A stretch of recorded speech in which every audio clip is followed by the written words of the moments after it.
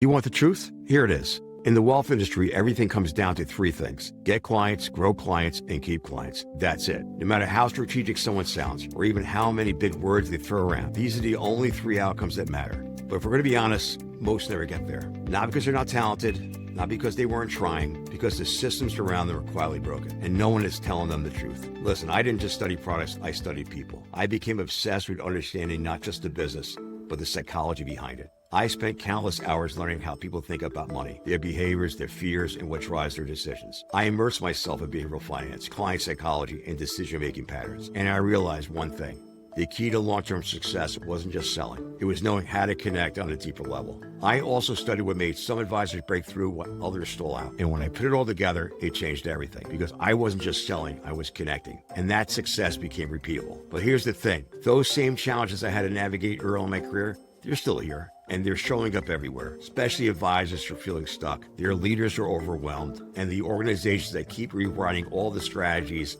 without changing any of the outcomes. So why do most still struggle? Let's start out with the advisors first. These are the people who got into the business because they were great with people, great with numbers, and believed in the impact of good advice. So what's the one thing they quickly realized? There's really no real roadmap to success. Instead, there's pressure to hit production goals, pressure to close the next deal, and pressure to look successful even when they're barely hanging on behind the scenes. They're told to prospect harder, do more reviews, told to hit those contact goals to reach out to their clients. And every year they're told, be patient, next year will be your year. But you know what? Next year never comes. And before you know it, and I've seen it, they've been in the business 20 years and they're still sitting at the same level. Do you know who the villain is here? It's the system. And I call it the survival system. It rewards short-term production, but never teaches advisors how to scale. It keeps them dependent on reactive activity instead of showing them how to build a real business. And even if they start asking deeper questions, they all get labeled as difficult. Listen, this isn't a talent issue. Again, it's a system issue. Now let's talk about the leaders.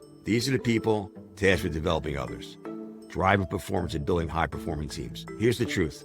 Most leaders were never trained to lead. They were promoted because they performed. Then they were dropped into a completely different job, handed vague expectations, and expected to figure it out on their own. So what do? Well, they all manage up.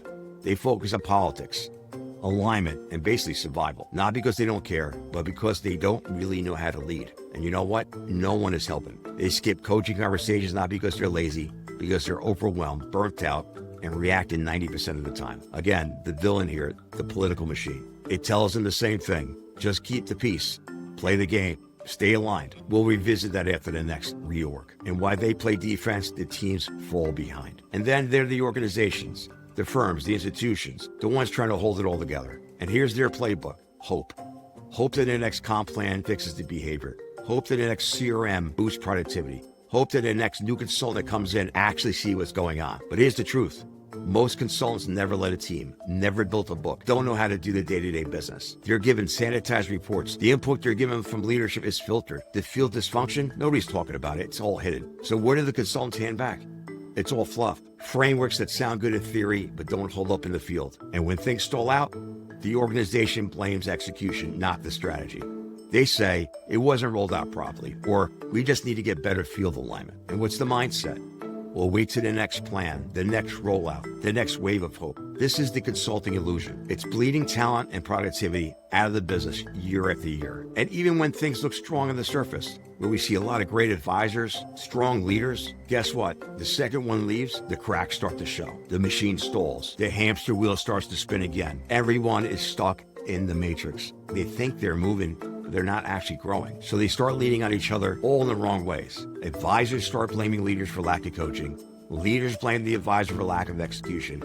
And both blame the company for lack of support. And then the judgment sets in. He's lazy, she's political, they don't get it, the company doesn't care. It becomes a culture of mutual frustration, not mutual growth. But listen, no one is the enemy but the system. It's the real villain. I know this because I lived it. I didn't grow up around success. I was the youngest of 9 in a 4-bedroom apartment. My bed when I grew up was a pull-out couch.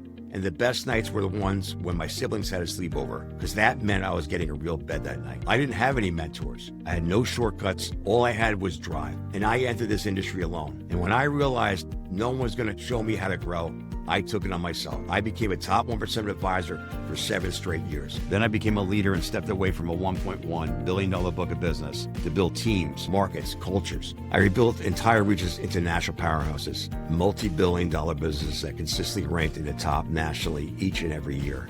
23 consecutive years at the top.